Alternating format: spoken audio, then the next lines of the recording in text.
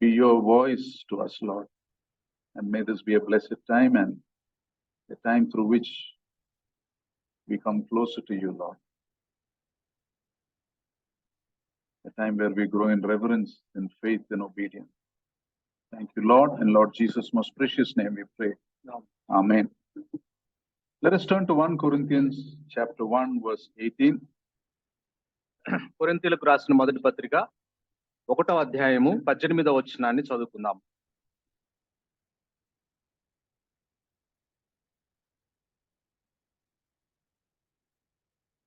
For the message of the cross is foolishness to those who are perishing, but to us who are being saved, it is the power of God.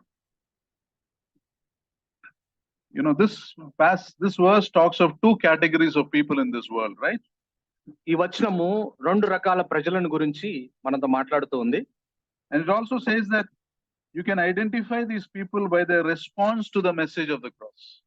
సిలువను గురించిన సందేశానికి వారు ప్రతిస్పందించిన విధానాన్ని బట్టి రెండు తరగతులుగా విభజించబడిన విషయాలను గురించి మాట్లాడుతూ ఉంది. To one category it is foolishness. ఒకరికేమో అది వెర్రితనముగా ఉంది. To the other category it is the power of God. రెండవ కేటగిరీకి సంబంధించిన వారికి దేవుని శక్తిగా ఉంది. Today a lot of people think the cross is foolishness. How can God die? ఈ రోజు చాలా మంది సిలువను చూసి వెర్రితనంగా భావిస్తున్నారు. దేవుడు ఎలా చనిపోతాడు అని అంటున్నారు.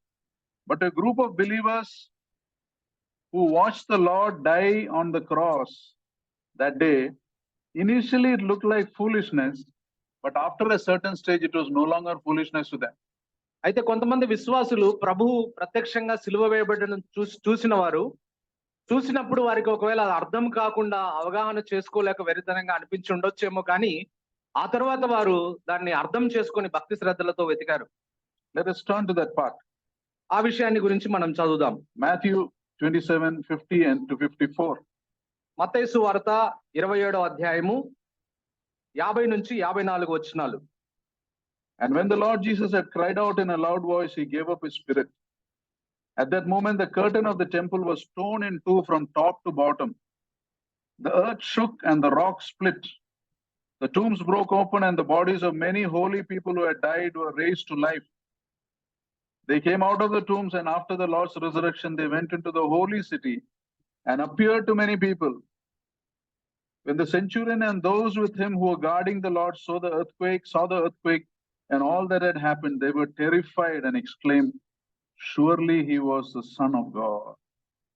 You see, here in this part, we read a centurion and a group of soldiers.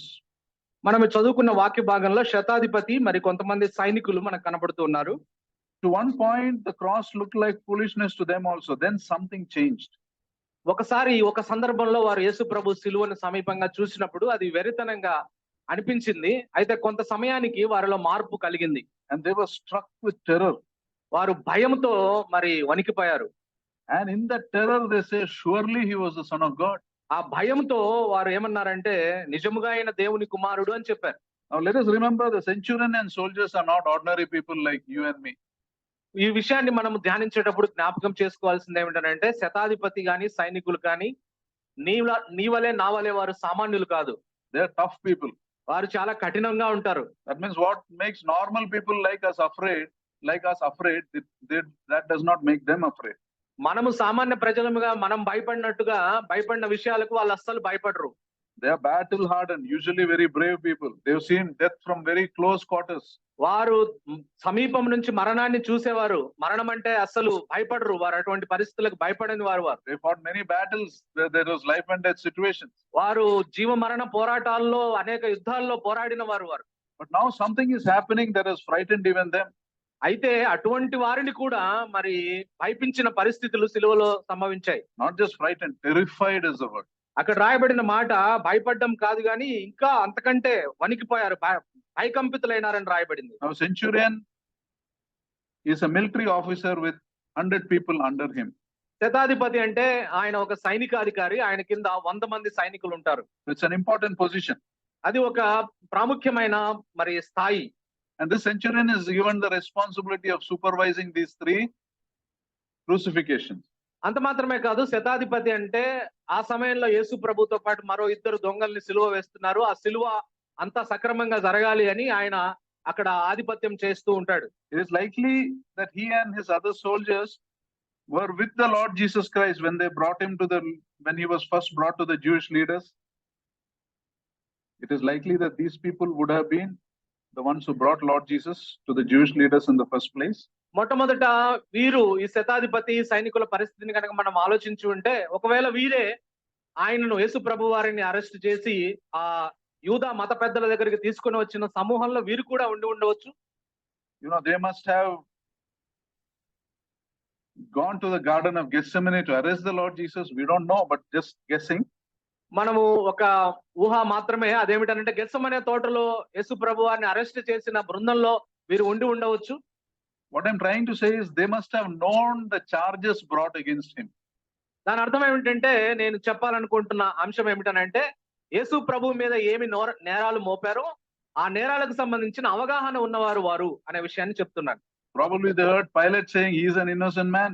బహుశా పిలాతు ఈయన యందు నాకు ఏ దోషము నేరము కనపట్లేదని చెప్పినప్పుడు వారు అక్కడ ఉండి ఉంటారు. And when they heard the screams of the people saying crucify him, ప్రజలందరూ అప్పుడు పిలాతు కోర్టులో ఉండి సిలువ వేయండి అని అరిచినప్పుడు ఆ విషయాలను వారు ప్రత్యక్షంగా చూసి ఉంటారు. and they would not have any idea why so much hatred against this person. వారికి అప్పుడు అందరూ సిలువ వేయమండి అని కేకలు వేస్తా ఉంటే ఎందుకు ఈ వ్యక్తిని ఇంతగా ద్వేషిస్తున్నారు అనే విషయం అవగాహన లేకుండా ఉండి ఉండవచ్చు. And the Lord's claim that he was the son of God would have sounded unbelievable and foolish to them. నువ్వు దేవుని కుమారుడు అంటే నీవు అన్నట్టే అని చెప్పినప్పుడు అది వారికి వెరితనంగా అనిపించి ఉండవచ్చు. But in the 4th hour after the Lord was crucified, several things began to happen. అయితే యేసుక్రీస్తు ప్రభువారు సిలువ వేయబడిన తర్వాత సాయంకాల సమయంలో మరి అనేక సంగతులు సంభవించినట్టుగా మనం చూస్తాం. To change their attitude. వారి యొక్క వైఖరిని మార్చడానికి మరి అనేక సంభవాలు దోహదపడ్డాయి. They saw an earthquake. వారు ఒక భూకంపం కలగడం చూశారు. They saw a sudden darkness in the afternoon. మధ్యాహ్న కాల సమయంలో ఆశ్చర్యకరమైన చీకటి కలగడం చూశారు. The soldiers became frightened. అప్పుడు వారు భయపడడం ప్రారంభమైంది. You know, they were not aware of the temple wheel that was torn at that point of time. ఆ సమయంలో దేవాలయపు తెర రెండుగా చీలడం అనే విషయం వారికి తెలిసి ఉండకపోవచ్చు. They would not have seen the opening of the graves. సమాధులు తెరవబడడం వారికి తెలిసి ఉండకపోవచ్చు. But they would have been shaken by this violent splitting of rock, the earthquake and the darkness. ఈ కొండలు బద్దలవ్వడము, ఈ చీకటి కమ్మడము, భూకంపం కలగడము, దీన్ని బట్టి వారు మిక్కిలి భయపడ్డారని రాయబడింది. And they were terrified. వారు మిక్కిలి భయపడ్డారు అని రాయబడింది. You know, the Greek word for terrified here is a word called phobio. ఇక్కడ భయపడి అనే పదాన్ని గ్రీక్ వర్డ్ ఫోబియో అనే పదం నుంచి తర్జుమా చేయబడింది. From that word came the word phobia. ఆ పదం నుంచే ఫోబియా అనే ఆంగ్ల పదము తర్జుమా చేయబడింది. Phobia means extreme fear of something. Phobia అంటే దేనికి సంబంధించిన మిక్కిలి భయపడ్డం, అధికంగా భయపడ్డం. That causes you to panic and it gives you a rapid heartbeat. ఆ ఫోబియా అంటే అర్థం ఏమిటనంటే, ఏదైనా ఒక విషయానికి సంబంధించి నువ్వు భయపడ్డప్పుడు నీ గుండె కొట్టుకునే వేగం పెరిగిపోతుంది. You sweat profusely. నువ్వు చెమటలు చిందిస్తావు, నీ ఒంట్లోంచి చెమట వస్తుంది. You go through extreme anxiety. నువ్వు గొప్ప ఆందోళనకు గురవుతావు ఆ సమయంలో. You know, this was the same word used when the disciples saw the Lord walk on water. ఈ మాటనే మరి యేసుక్రీస్తు ప్రభువారు నీళ్ల మీద నడిచినప్పుడు శిష్యులు చూసినప్పుడు వారు కూడా భయపడ్డారని చెప్పినప్పుడు ఇదే పదాన్ని ఉపయోగించడం జరిగింది. The circumstances of this indicates that the centurions were not just afraid of the darkness and the earthquake. They sensed that there is something more. వారు ఇక్కడ శతాధిపతి మిక్కిలి భయపడ్డానంటే వారు ఆశ్చర్యకరమైన చీకటిని బట్టి భూకంపం కంటే ఎక్కువగా అక్కడ జరిగిన మరి ప్రభువును చూసి ఆ విషయాలను చూసి వారు మిక్కిలి భయపడ్డట్టుగా They మనం understood there is something divine that is happening or something they couldn't understand. ఒక దివ్యమైనది ఏదో సంభవిస్తుంది, మాకు అర్థం కాని దివ్యమైనది ఇక్కడ జరుగుతూ ఉంది మా మధ్యలో అనే విషయాన్ని బట్టి వారు మిక్కిలి భయపడ్డారు. They thought, you know, they knew they were witnessing something supernatural.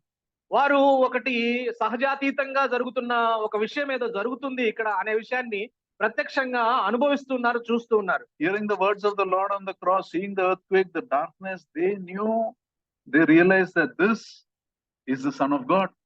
వారు యేసుక్రీస్తు ప్రభువారు సిలువలో పలికే మాటలు మరి ఒకవైపు వింటూ ఉన్నారు, ఆయన ఏం మాట్లాడుతున్నాడో. ఆ తర్వాత ఈ ఆశ్చర్యకరమైన చీకటి జరుగుతున్న సంభవాలన్నీ చూసినప్పుడు ప్రభువు పట్ల వారికి ఒక వైఖరి కలిగింది.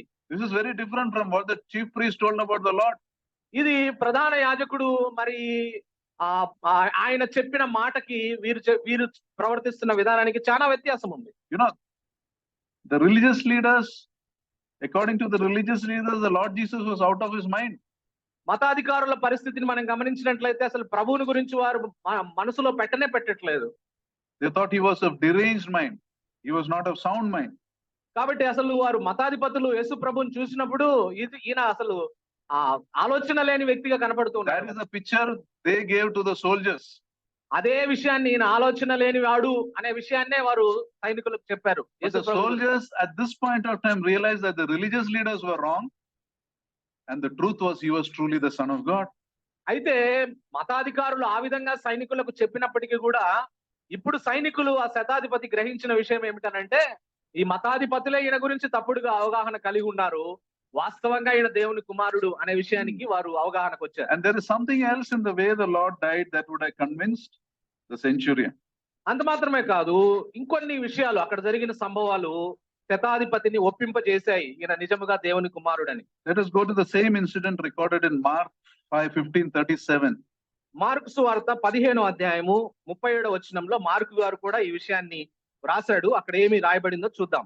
And the Lord Jesus cried with a loud voice and gave up the ghost.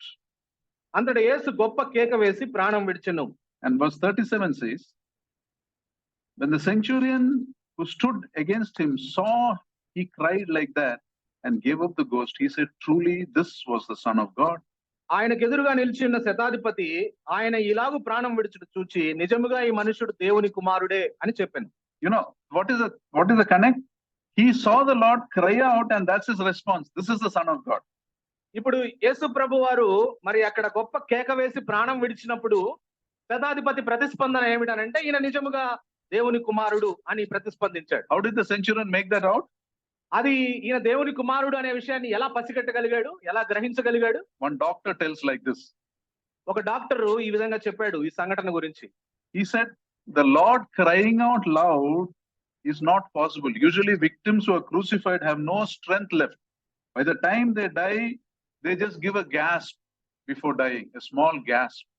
ఒక వైద్యుడు చెప్పిన మాట ఏమిటంటే సిలువ వేస్తున్న విధానము, ఆ సిలువలో చిత్రవద అనుభవిస్తున్న విధానాన్ని కనుక మనం గమనించినట్లయితే గట్టి కేక వేయడానికి కావలసిన శక్తి చనిపోయేటప్పుడు ఎవరికి ఉండదు.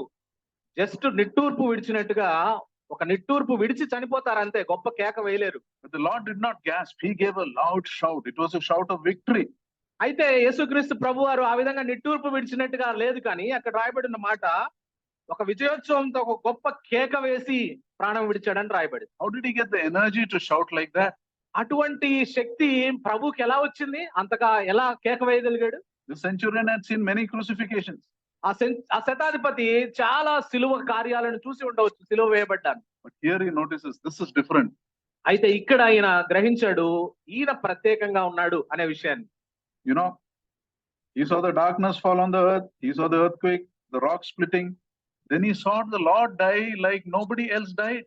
ఆయన ఆశ్చర్యకరమైన చీకటి, బండలు బద్దలవడం, భూకంపం కలగడం చూశాడు, కానీ ఇంతకు ముందు ఎవరూ సిలువ వేయబడిన వారు చనిపోని రీతిలో ఒక ప్రత్యేకమైన రీతిలో యేసు ప్రభు చనిపోవడాన్ని చూశాడు ఆయన. And he was terrified. అప్పుడు ఆయన మిక్కిలి భయపడ్డాడని రాయబడింది. The centurion was convinced that not only were the Lord's enemies wrong, he himself was wrong. కాబట్టి శతాధిపతి మరి యేసు ప్రభు వారికి శత్రువులుగా ఉన్న మతాధిపతులు మాత్రమే తప్పుడు వాళ్ళు కాదు, కానీ యేసు ప్రభు గురించి తను కూడా తప్పుడు అవగాహన కలిగి ఉన్నాడనే విషయాన్ని అప్పుడు శతాధిపతి గ్రహించగలిగాడు. And then he looks and says, truly this is the Son of God. అప్పుడు ఆ శతాధిపతి యేసు ప్రభు వైపు చూసి ఈయన నిజముగా దేవుని కుమారుడు అన్నాడు. The paraphrase Bible says, this has to be the Son of God. ఆ పారాఫ్రేజ్ ఇంగ్లీష్ బైబిల్లో రాయబడిన దాని ప్రకారము ఈయన తప్పక దేవుని కుమారుడు అయి ఉంటాడు అని చెప్పాడు. So the question now is, was the centurion saved? అయితే ఇక్కడ ఒక ప్రశ్న ఏమిటనంటే శతాధిపతి రక్షించబడ్డాడా? What do you think? ఏమనుకుంటున్నారు మీరు? The scripture does not say that. ఆ లేఖనాల్లో అయితే ఆయన రక్షించబడినట్టుగా రాయబడలేదు. But some believe he was saved. అయితే కొంతమంది నమ్ముతారు అదేమిటనంటే ఆయన రక్షించబడి ఉంటాడు అని. Because the reason they say is, the centurion saying truly this was the Son of God is similar to Peter's confession about the Lord Jesus saying, You are the Christ, the Son of the living God. It is the same confession. కాబట్టి ఇక్కడ శతాధిపతి ఏ విధమైన ఒప్పుకోలు యేసుక్రీస్తు ప్రభు పట్ల చూపిస్తా ఉన్నాడో, పేతురు కూడా నువ్వు సజీవుడైన దేవుని కుమారుడవు అనే విషయాన్ని పేతురు ఏ విధంగా ఒప్పుకున్నాడో అదే విధంగా ఇక్కడ కూడా శతాధిపతి ఒప్పుకున్నాడు. కాబట్టి మరి ఈయన కూడా రక్షించబడి ఉండవచ్చు అని చెప్పు. Matthew 16:6, the Lord Jesus asked Peter, whom do you say I am? And Peter says, you are the Son of the living God. మత్తయి సువార్త 16వ అధ్యాయము 6వ వచనంలో 16వ వచనంలో రాయబడిన మాటను మనం గమనించినట్లయితే, అందుకు సీమోను పేతురు, నీవు సజీవుడగు దేవుని కుమారుడవైన క్రీస్తు అని చెప్పాను. 17, what does it say? అందుకు యేసు, సీమోను బరియోనా, నీవు ధన్యుడవు, పరలోకమందున నా తండ్రి ఈ సంగతి నీకు బయలుపరిచినే కానీ నరులు నీకు బయలుపరచలేదు. So the argument is, this came from the Father. The centurion also saying came from the Father. Should have come from the Father. కాబట్టి ఇక్కడ పేతురుకు ఆ విషయాన్ని బయలుపరిచిన వాడు తండ్రి, కాబట్టి శతాధిపతికి కూడా తండ్రి ఆ విషయాన్ని బయలుపరిచి ఉండవచ్చు అని చెప్తారు. Flesh and blood cannot reveal this to you. ఎందుకంటే రక్త మాంసాలు ఈ విషయాలు అవి దేవుని గురించిన ఆ బయలుపరుపు అలా జరిగి ఉండదు. One more thing they say, centurion made a better confession of his faith than Peter. ఇంకొక విషయం ఏమిటంటే, పేతురు కన్నా మరి ఉత్తమమైన విశ్వాస ఆ ఒప్పుకోలును మరి శతాధిపతి చేసినట్టుగా మనం చూస్తాం. After Peter said that, he denied the Lord 3 times. పేతురు ఆ మాట చెప్పి మరి 3 సార్లు ప్రభువుని ఎరగనని ముమ్మారు బొంకాడు. But the centurion stood in full view of Christ's enemies and proclaimed boldly. కాబట్టి మరి శతాధిపతి యేసు ప్రభు శత్రువు స్థానంలో ఉండి కూడా మరి ధైర్యంగా ఈయన దేవుని కుమారుడని ప్రకటించాడు. His boss Herod would have been very careful not to say such thing, but he didn't care. కాబట్టి He proclaimed. ఈయన హేరోదు అధికారం కింద పనిచేస్తున్నవాడు కాబట్టి ఆ విధమైన మాటలు హేరోదు అధికారం కింద పనిచేస్తున్న వారు మాట్లాడకూడదని తెలిసినా కూడా ఈయన ధైర్యంగా ఆ విషయాన్ని ప్రకటిస్తూ ఉన్నాడు. So was he saved? కాబట్టి ఇప్పుడు ఆయన రక్షించబడ్డాడు అని అనుకుందామా? Scripture is silent, but he knew enough to know that Lord Jesus was sinless and his enemies crucified him falsely. కాబట్టి ఈ విషయంలో ఆయన రక్షించబడ్డాడా లేదా అనేది లేఖనాల్లో రాయబడలేదు. అయితే మరి లేఖనాల్లో రాయబడిన ప్రకారం ఆయన యేసుక్రీస్తు ప్రభువారిని మరి దేవుని కుమారుడు అని మరి ఒప్పుకున్నాడు. So there are reasons to believe he can be saved. కాబట్టి ఆయన రక్షించబడి ఉండవచ్చు అనే దానికి కొన్ని కారణాలు మనకు ఇక్కడ కనబడుతూ ఉన్నాయి. And this is a journey we see of somebody who first thought the message of the cross was foolishness, but somewhere he realized that this is the power of God.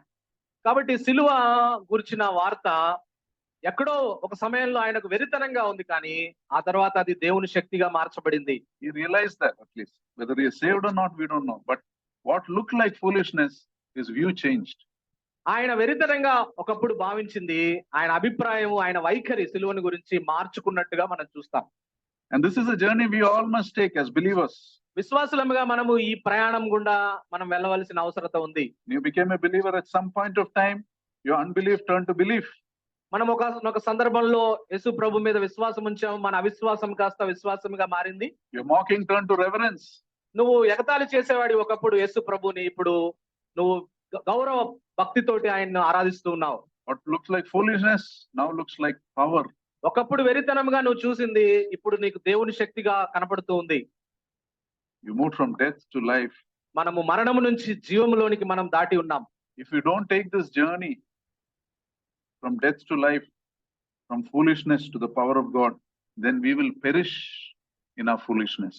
వెరితనము నుంచి మరి ఆ దేవుని శక్తి వైపు, మరి మరణం నుంచి జీవం వైపు మనం ప్రయాణించకపోతే, మన ప్రయాణం, మన ఆత్మీయ ప్రయాణం లేకపోతే మనం నశించిపోయే వారముగా ఉంటాం. Now let us look at some people who perished in their foolishness. కొంతమంది తమ వెరితనంలో మరి నశించిపోయిన వారు కొంతమందిని గురించి మనం చూద్దాం. The chief priests and the Pharisees. మరి ప్రధాన యాజకుడు మరియు పరిసయ్యుల పరిస్థితిని మనం గమనించినట్లయితే, You know, after the Lord was crucified, the chief priests come to Pilate, right? మరి యేసు ప్రభు వారు సిలువలో మరి మరణించిన తర్వాత ప్రధాన యాజకుడు పిలాతు దగ్గరికి వెళ్తాడు. See Matthew 27:63 to 66. మత్తయి సువార్త 27వ అధ్యాయము 63 నుంచి 66 వచనాల వరకు రాయబడిన మాట. They come and tell Pilate, Sir, we remember that while he was alive, he said, after 3 days I will rise again. So give order for the tomb to be made secure until the 3rd day. అయ్యా ఆ వంచకుడు సజీవుడై ఉండినప్పుడు 3 దినములైన తర్వాత నేను లేచిదనని చెప్పినది మాకు జ్ఞాపకం ఉన్నది. కాబట్టి 3వ దినం వరకు సమాధిని భద్రము చేయని ఆజ్ఞాపించుము. And then they say, otherwise his disciples may come and steal the body and tell the people he was raised from the dead. వాని శిష్యులు వచ్చి వాడిని ఎత్తుకొని పోయి ఆయన మృతుల్లో నుండి లేచినని ప్రజలతో చెప్పుదురేమో అని So చెప్పాడు. what does Pilate answer? అప్పుడు పిలాతు ఏమని చెప్పాడు సమాధానం? You take a guard, make the tomb as secure as you want. అందుకు పిలాతు కావలి వారు ఉన్నారు కదా, మీరు వెళ్ళి మీ చేతనైనంత మట్టుకు సమాధిని భద్రము చేయడని వారితో చెప్పెను. You see, these religious leaders had seen the Lord's miracles when he was alive, right? యేసుక్రీస్తు ప్రభువారు మరి ఆయన సజీవుడిగా ఆయన భూమి మీద మానవుడిగా ఉన్నప్పుడు ఆయన చేసిన ఆశ్చర్య కార్యాలు ఈ మత అధికారులందరూ చూశారు ప్రత్యక్షంగా. They saw people getting healed. ప్రజలు స్వస్థపరచబడ్డం వారు చూశారు. They saw dead Lazarus coming back alive. చనిపోయిన లాజరు ఎలా మరణించి తిరిగి లేచాడో వారు చూశారు. So they had probably this nagging fear, what if he becomes alive on the third day? కాబట్టి ఆయన మరి నిజంగా ఆయన చెప్పినట్టుగా సజీవుడిగా లేస్తే మా పరిస్థితి ఏంటి అని బహుశా ఆలోచించారేమో. And see the paradox. The disciples of the Lord did not believe the Lord will rise again. ఇక్కడ ఉన్న ఒక అంతరాన్ని వ్యత్యాసాన్ని మనం గమనించినట్లయితే యేసు ప్రభువుని దగ్గరుండి అనుసరించిన శిష్యులు యేసు ప్రభు తిరిగి లేస్తాడని నమ్మలేదు కానీ even on a Sunday morning when they went to the tomb, they did not go expecting a resurrection. అక్కడ సమాధి దగ్గరికి ఆదివారం ఉదయాన్నే వెళ్ళినప్పుడు కూడా మరి పునరుద్ధానాన్ని గురించిన ఆలోచన వారు మెదడులో లేదు అప్పటికి. Only people who are worried about resurrection were the people who crucified him. ఆ యేసు ప్రభు వారి పునరుద్ధానాన్ని గురించి ఎక్కువగా ఆలోచించి చింతపడ్డది ఎవరంటే ఆయన సిలువ వేసిన వారే. So they are going to roll a heavy stone to cover the tomb. అందువల్ల వారు ఒక పెద్ద రాయిని దొర్లించి మరి సమాధికి కాపలా ఉంచారు, బంధించారు సమాధిని ఒక రకంగా. Usually you close the tomb why? In today's context, you close the grave why? To keep the smell from coming out, right? సాధారణంగా సమాధిలో ఎందుకు కప్పెడతాము? ఏదైనా శవాన్ని పెట్టినప్పుడు, శరీరాన్ని పెట్టినప్పుడు అంటే అక్కడి నుంచి దుర్వాసన మనకు బయటికి రాకుండా ఉండడానికి మనం దాన్ని మూసివేస్తాం సమాధిని. But the Lord Jesus Christ is the only person in history whose grave was sealed to stop him from coming out. Only person in history whose grave was sealed to stop him from coming out. అయితే మొట్టమొదటి చరిత్రలో, మానవ చరిత్రలో యేసుక్రీస్తు ప్రభు వారి సమాధి మాత్రమే ఎందుకు మూయబడింది అని అంటే ఆయన బయటికి రాకుండా చేయడానికి భద్రపరిచారు ఆయన మాత్రమే. And clearly the religious leaders was not thinking logically. అయితే ఇక్కడ వాస్తవంగా మరి తర్క పద్ధతిలో మరి ఆ మతాధికారులు ఆలోచిస్తున్నట్టు నాకు అనిపించలేదు. If death cannot hold him, can the grave hold him? Can a stone hold him? మరణమే ఆయన్ని బంధించి ఉంచలేకపోతే ఆ రాయి బంధించి ఉంచుతుంది ఆయన్ని. Just imagine the scene. అక్కడ ఉన్న సంఘటన మనం ఒకసారి ఆలోచిద్దాం. Angels are watching from above. దూతలు పైనుంచి మరి ఆ సంఘటన అంతా గమనిస్తున్నారు. The priests and the Pharisees are giving orders to the soldiers and the workmen to cover with a heavy stone. అక్కడున్న మరి ఆ పనులు చేసే వారికి, అక్కడున్న సైనికులకు ఆ ప్రధాన యాజకుడు, ఆ మతాధికారులు భద్రంగా బంధించండి, గట్టిగా ఆ రాయి పెట్టండి, దొర్లించండి అని చెప్తూ ఉన్నారని అనుకుందాం. And those workers are straining and grunting and closing the tomb. అప్పుడు ఆ పెద్ద రాయి కాబట్టి దాన్ని దొర్లించడానికి అక్కడున్న పనిచేసే సేవకులు చెమటోడుస్తూ బాగా కష్టపడుతూ దొర్లించి బాగా పెడుతున్నారని అనుకుందాం. Now what would the angels who are watching that be thinking? అప్పుడు పైనుంచి దేవదూతలు ఈ పరిస్థితి, ఈ ప్రయాసనంతా చూసి ఏమనుకొని ఉంటుంటారు? They may be thinking, foolish fellows trying to hold God in a tomb. ఏంటి ఇంత వెర్రి వాళ్ళు దేవుణ్ణి సమాధి పెట్టి మూసేయాలని వీళ్ళు ప్రయత్నం చేస్తున్నారా, ఎంత వెర్రితనం అని అనుకుంటూ ఉంటుంటారు. Heaven and earth cannot contain him. These fellows are trying to hold him in a tomb. ఆకాశము భూమి పట్టజాలం ఆయనని బైబిల్ సెలవిస్తా ఉంటే వీళ్ళేమో ఈ సమాధిలో ఆయన మూసి ఉంచాలని ప్రయత్నం చేస్తున్నారని నవ్వుకొని ఉంటారు. Mountains tremble before him and they are trying to close him in the tomb. పర్వతములు ఆయన చూసి కంపిస్తాయి, వణుకుతాయి, ఆయన్ను సమాధిలో ఉంచి మూసివేయాలని ప్రయత్నం చేస్తా ఉన్నారు. Can you imagine the God to whom winds and waves obey being stopped by a Roman soldier with sword and spear? కాబట్టి ఒక గాలి తుఫానును మరి గద్దించి ఆయన మాట చేత నిలువరింప చేయగలిగే వాడిని, అంత శక్తివంతుడైన దేవుణ్ణి ఈ సైనికులు ఆ బల్యాలతోటి ఆపగలరా? Psalm 18:15 says, at the breath of the Lord, the valleys of the sea are exposed and the foundations of the earth laid bare. కీర్తన 18:15లో రాయబడ్డ మాట, యెహోవా నీ నాసికా రంధ్రముల ఊపిరిని వడిగా విడువగా నీ గద్దింపునకు ప్రవాహముల అడుగు భాగములు కనబడెను. They are trying to hold that God by covering with a stone the tomb. అటువంటి దేవుణ్ణి, ఆయన నాసికారంధ్రములతో నీటి అడుగు భాగాన్ని తేల్చగలిగిన దేవుణ్ణి మరి ఆ రాయితోటి లోపల ఆపాలని ప్రయత్నం చేస్తున్నారు. And their foolishness does not end there. Now they take the foolishness to another level. What do they do? అక్కడితోటి వారి వెరితనం ఆగలేదు, మరొక స్థాయికి తీసుకొని పోయారు వారి వెరితనాన్ని. After closing the tomb, they put a seal of the Roman Empire. అలా ఆ విధంగా పెద్ద రాయితో మూసిన తర్వాత రోమా ప్రభుత్వం యొక్క ముద్రను దాని మీద వేశారు. Matthew 27:66. మత్తయి సువార్త 27వ అధ్యాయం 66వ వచనం. Now, does the seal have any value? ఆ రాతికి వేసిన ముద్రకి ఏదన్నా విలువ ఉంటుందా? You see, seal is for those under your authority, not above your authority. ఆ ముద్ర మరి రాజు ముద్ర ఎవరికంటే రాజు అధికారం కింద ఉన్న వారికి, అధికారం పైన ఉన్న వారికి ఆ ముద్ర ఏం పనిచేయదు. Imagine putting a seal on one whom all authority belongs. ఆయన సమస్త అధికారం ఆయన క్రిందే ఉంటే ఆయనకు ముద్ర వేయడం, దాని గురించి ఆలోచించండి. And then what happens? ఆ తర్వాత ఏం జరిగింది? Read Matthew 28:2-4. మత్తయి సువార్త 28వ అధ్యాయం 2-4 వచనాల్లో.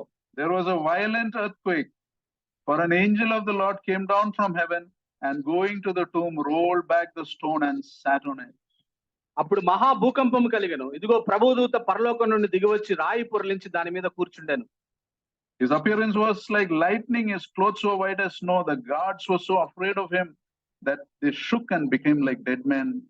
ఆ దూత స్వరూపం మెరుపోలే నుండెను, అతని వస్త్రము హిమమంత తెల్లగా ఉండెను. అతనికి భయపడుట వలన కావలి వారు వణికి చచ్చిన వారి వలె నుండిరి. What a scene. ఎంత అద్భుతమైన దృశ్యం అది. At God's word, the angel descends, the earth is shaken, the stone rolled away, and the angel sits on that stone. కాబట్టి ప్రభు దూత పరలోకం నుంచి దిగి వచ్చాడు, ఆ రాయి పొర్లించాడు, దాని మీద కూర్చున్నాడు. అప్పుడు మహా భూకంపం కలిగింది. All that effort they made to push the stone close and everything, one push, the angel put it down and sat on that, and the soldiers are paralyzed with fear.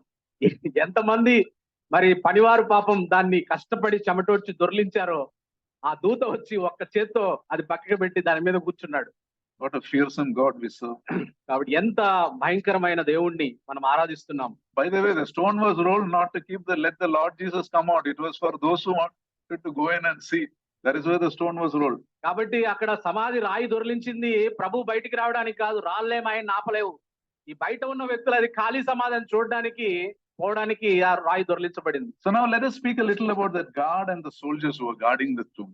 కాబట్టి కొంత సమయము మనము ఆ సమాధికి కాపలా ఉన్న ఆ సైనికుల గురించి మనం ఆలోచిద్దాం. They were again special soldiers, handpicked.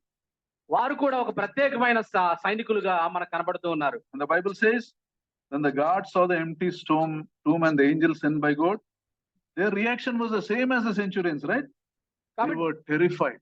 కాబట్టి అక్కడ మరి ఆ శతాధిపతి ఏ విధంగా మిక్కిలి భయపడ్డాడో, ఇక్కడ కావలిగా ఉన్న వారు కూడా వణికి చచ్చిన వారి వలె భయపడ్డారని రాయబడింది. And what was their response?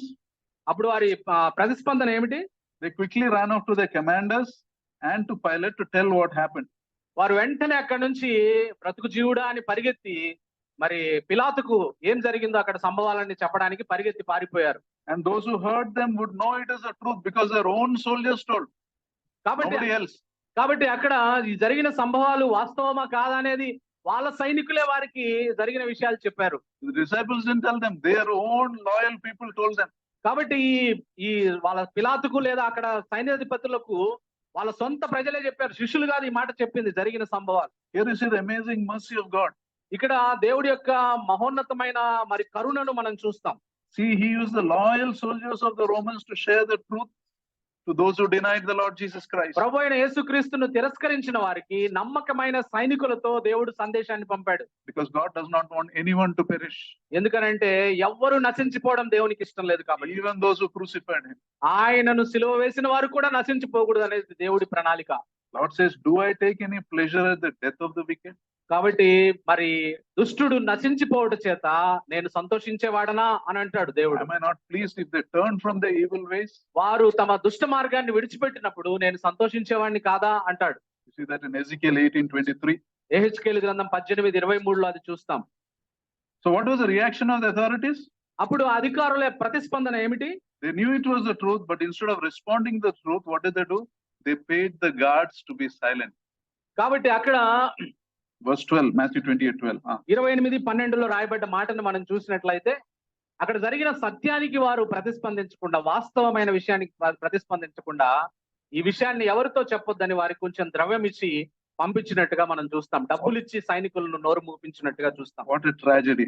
ఎంత మరి విషాదకరమైన విషయం ఇది. God visited their own generation with his precious salvation and they missed it. తన సొంత ప్రజలను రక్షణ ద్వారా యేసు ప్రభు వారు దర్శించినప్పుడు దాన్ని వారు అందుకోలేక మరి వాళ్ళు పోగొట్టుకున్నారనే విషయాన్ని మనం చూస్తాం. If you miss heaven, you will not miss hell. 100%. నువ్వు పరలోకాన్ని గనక పోగొట్టుకున్నావనంటే నరకాన్ని ఏమాత్రం తప్పించుకోలేవు. నరకం ఖచ్చితం నీకు. పరలోకం లేకపోతే నరకం ఖచ్చితం. What stopped these Pharisees and priests from saying, truly this is the Son of God? ఈ పరిసయ్యులు శాస్త్రులు ఈయన నిజముగా దేవుని కుమారుడని నమ్మడానికి వాళ్ళకి ఏం అడ్డం వచ్చింది? ఏం అడ్డుపడుతుంది వారికి? What stopped them from saying, we made a terrible mistake, let's turn to him while there is still time? మనకు సమయం ఉండగానే మేము భయంకరమైన తప్పు చేశాము, నిజమైన దేవుని కుమారుడిని చంపాము అని దేవుని వైపు తిరగడానికి ఏం అడ్డం వచ్చింది వారికి? Because they knew the truth, but they were not willing to accept it. వారికి సత్యము తెలుసు, కానీ సత్యాన్ని అంగీకరించే మనసు వారికి లేదు. They thought they would lose their position and power. వారు అనుకుంటున్నారు మాకున్న అధికారము, మాకున్న శక్తిని, మాకున్న అధికారం చెలాయించేదాన్ని పోగొట్టుకుంటామని వారు భావిస్తున్నారు. They thought they will lose too much. వారు చాలా పోగొట్టుకుంటారని అనుకుంటూ ఉన్నారు వారు. They forgot that this life is a preparation for eternity. ఈ జీవితము, ఈ లోకంలో జీవించే జీవితము నిత్యత్వానికి సిద్ధపాటు పొందే జీవితము అనే విషయాన్ని వారు మర్చిపోయారు. They forgot that this life is a preparation for an eternity where we will end up eternally among the saved or the lost. కాబట్టి ఈ లోకంలో ఉన్నప్పుడే మనము నిత్యంగా శాశ్వతంగా పరిశుద్ధులతో ఉంటామా లేదా నశించిపోయే వారితో ఉంటామా అనే విషయాన్ని, ఈ లోకంలో ఉన్నప్పుడే మనము దాని విషయమై తీర్మానం తీసుకొని నడవాలనే విషయాన్ని వారు మర్చిపోయారు. And this is the same reason why people reject the Lord today also. ఇదే కారణాన్ని బట్టి చాలా మంది ఈ రోజు కూడా యేసుక్రీస్తు ప్రభు వారిని తిరస్కరిస్తూ ఉన్నారు. You think you lose too much. వాళ్ళు అనుకుంటున్నారు యేసు ప్రభుని అంగీకరిస్తే చాలా పోగొట్టుకుంటామని అనుకుంటూ ఉన్నారు. They don't realize what a terrible mistake they are making. వారు చేసే భయంకరమైన తప్పిదం ఏమిటో వారు గ్రహించలేని వారిగా ఉన్నారు. This Resurrection Sunday reminds us of the amazing love of God poured into our lives. ఈ పునరుద్ధాన ఆదివారము ఒక ఆశ్చర్యకరమైన, అద్భుతకరమైన ప్రేమ దేవుడు ఎలా మన జీవితాల మీద కుమ్మరిస్తున్నాడు అనే విషయాన్ని మనకు గుర్తు చేస్తూ ఉంది. But remember, there is a time limit. అయితే దానికి ఒక కాల పరిమితి ఉంది అనే విషయాన్ని మనం గుర్తించాలి. Don't be casual to this love. ఈ ప్రేమ పట్ల అశ్రద్ధగా దయచేసి ఉండకండి. God is patient with us, but there is a time limit. దేవుడు మన పట్ల సహనం కలిగి దీర్ఘశాంతం కలిగి ఉన్నాడు, కానీ ఆ దీర్ఘశాంతానికి ఒక కాల పరిమితి ఉంది. A limit where we will move out of the grace of God to the wrath of God. కాబట్టి ఆ క్షణంలో మనము దేవుని కృపలోంచి దేవుని ఉగ్రతలోనికి జారి పడిపోతాం. జాగ్రత్త. You all know John 3:16, right? యోహాను సువార్త 3:16 అందరికీ తెలుసు కదా. God so loved the world that he gave his only begotten son, that whosoever believeth in him shall not perish but have eternal life. దేవుడు లోకమును ఎంతో ప్రేమించెను, కాగా ఆయన తన అద్వితీయ కుమారునిగా పంపిన వాని యందు విశ్వాసం ఉంచువాడు నశింపక నిత్య జీవం పొందినట్లు ఆయనను అనుగ్రహించెను. But you know, that is only one part of the sentence. అది ఆ మొత్తము ఆ స్టేట్మెంట్ కు సంబంధించిన కొంత భాగం మాత్రమే. This is not the full sentence. అది పూర్తి సెంటెన్స్ కాదు. What is the full sentence? ఆ పూర్తి సందేశం ఏమిటి అక్కడ? The full sentence is in verse 17. 17వ వచనంలో ఆ పూర్తి సందేశం అక్కడ రాయబడింది. Whoever believes in him is not condemned, but whoever does not believe stands condemned already, because he has not believed in the name of God's one and only Son. కదా, లోకము 17వ వచనం, లోకము తన కుమారుని ద్వారా రక్షణ పొందుటకే గాని లోకమునకు తీర్పు తీర్చుటకు దేవుడు ఆయన లోకంలోనికి పంపలేదు. He stands condemned. That means already on your way to hell. You don't have to try to go to hell. You're already on our way to hell. If you want to change that path, do something about it.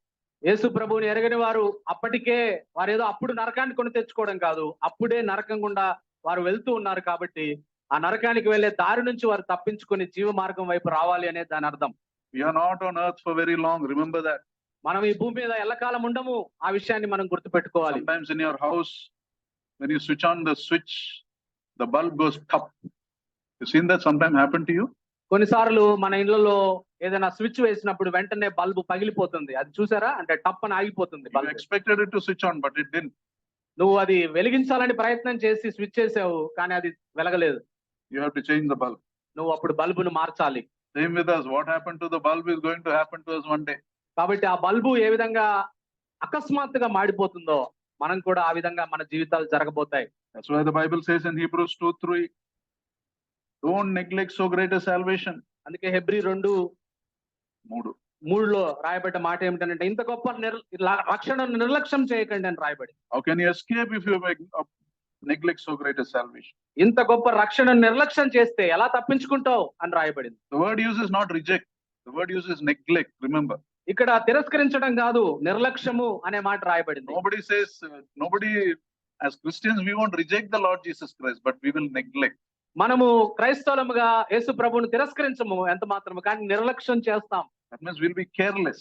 దాని అర్థం ఏమిటంటే అజాగ్రత్తగా ఉంటాం. You give more importance to the other things, but not your relationship with the Lord. మనం మిగతా విషయాలకు ఎక్కువ ప్రాధాన్యత ఇస్తాము, ప్రభువుతో మన సంబంధానికి అంత ప్రాధాన్యత ఇవ్వము. God answers your prayers and blesses you. The first thing you do is dishonor God.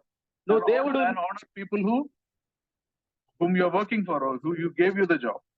కాబట్టి చాలా సార్లు మనం చేసేది ఏమిటనంటే మనకు దేవుడు ఏదైనా ఇచ్చినప్పుడు ఆ విషయాన్ని మనం ఎక్కువగా పరిగణించి ఆ ఇచ్చిన ఆయనను మనము తిరస్కరిస్తూ ఉంటాం. Never love the gift more than the giver of the gift. దేవుడు మనకిచ్చిన బహుమతిని మీరు ఎక్కువగా ప్రేమించకండి దయచేసి, ఇచ్చిన ఆ బహుమతి ఇచ్చిన ఆయన్ని మనం ఎక్కువగా ప్రేమించాలి. You see, that's what happened to the Pharisees and the teachers of the law. The position God gave them, the money God gave them, that they were more attached to that than God himself. ఇక్కడ పరిసయ్యులు ధర్మశాస్త్ర బోధకుల విషయాన్ని మనం పరిశీలిస్తే దేవుడు వారికి ఇచ్చిన అధికారాన్ని, దేవుడు వారికి ఇచ్చిన డబ్బును దేవుని కంటే ఎక్కువగా ప్రేమించారు వారు. May that not happen to anyone in this room. ఈ రూమ్ లో ఉన్న మనలో ఎవ్వరము ఆ విధంగా ఉండకుండుముగా. Remember, the time on earth is a preparation for eternity. ఈ భూమి మీద మనం జీవించే జీవితము నిత్యత్వం కొరకు మనం సిద్ధపడే జీవితము అనే విషయాన్ని మనం గుర్తుపెట్టుకోవాలి. When you get into jobs, you have a probation period, right? 6 months or 1 year, whatever. ఉద్యోగానికి మనం వెళ్ళినప్పుడు మొట్టమొదట మనం ఉద్యోగంలో కొంత ప్రొబేషన్ పీరియడ్ లో మనం వెళ్తూ ఉంటాం. And in that we try to be very careful in the way we work so that remarks won't come on us. ఆ ప్రొబేషన్ పీరియడ్ లో మనం పనిచేసేటప్పుడు శ్రద్ధగా పనిచేస్తాం. ఏమాత్రం, ఎందుకంటే శ్రద్ధగా పని చేయకపోతే పర్మనెంట్ ఉద్యోగంలోనికి రాము అని చెప్పి శ్రద్ధగా పనిచేస్తాం. You see, your life on earth is a probation for eternity. కాబట్టి ఈ భూమి మీద మనం జీవించే జీవితము నిత్యత్వం కొరకైన జీవితానికి ప్రొబేషన్ పీరియడ్ అనే విషయాన్ని మనం గుర్తించాలి. Maybe not be careless about this. దాని విషయమై మనము అజాగ్రత్తగా ఉండకుండా ఉండుముగాక. Let us pray. ప్రార్థన చేసుకుందాం. Father, we thank you for this time you have given us. Thank you for your precious word. Our response to the cross. Many times we respond saying that you are our Lord, but we behave as if the cross is foolishness. We are embarrassed about you. We don't obey. We are casual. Cleanse us, Master. Our health comes from you. Our wealth comes from you. Our abilities come from you. May we seek your kingdom and your kingdom alone, Master. All these things of the earth is going to pass away. Our bodies itself are going to pass away. And we don't know when. Death does not respect our age. It does not respect our health. It does not care whether we are rich or poor. It has to come. And suddenly, it can come. Help us to be prepared. This Resurrection Sunday, may we remember, Lord, that we are called to live a life for you. For you. We are called to work out our salvation with fear and trembling. Lead us, guide us, Lord. Each one of us give us that seriousness. We thank you, we praise you, Master. In Lord Jesus' most precious name we pray. Amen. Now to him who's able to keep you from falling and to present you before his glorious presence without fault and with great joy, to the only God our Savior, be glory, majesty, power, and authority through Jesus Christ our Lord before all ages, now and forevermore. Amen. You want